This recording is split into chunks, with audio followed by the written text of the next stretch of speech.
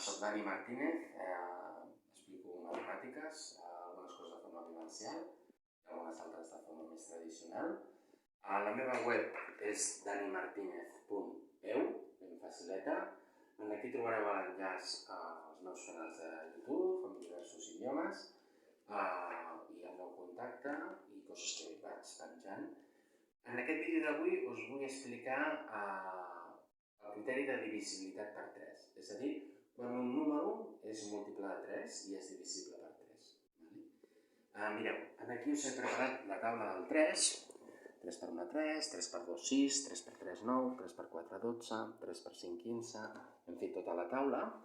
I a mi aquest truc de saber quan un número és divisible per 3 m'encanta. És un truc molt facilet que de seguida podem saber un número, per llarg que sigui, si es pot dividir entre 3 o no. I a més és molt senzill.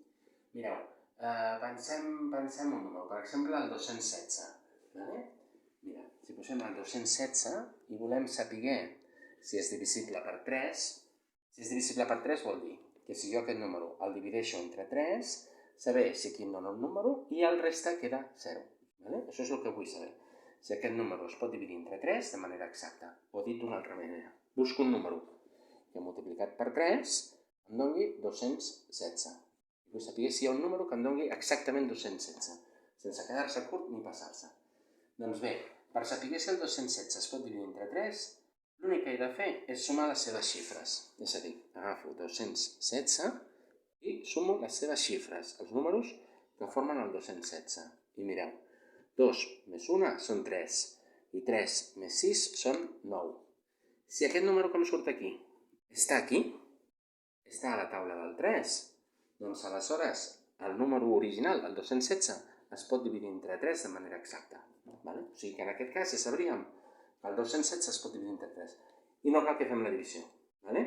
Però si la fem, mireu, si fem la divisió hauríem d'agafar el primer número que és més gran que aquest d'aquí. En aquest cas seria el 21.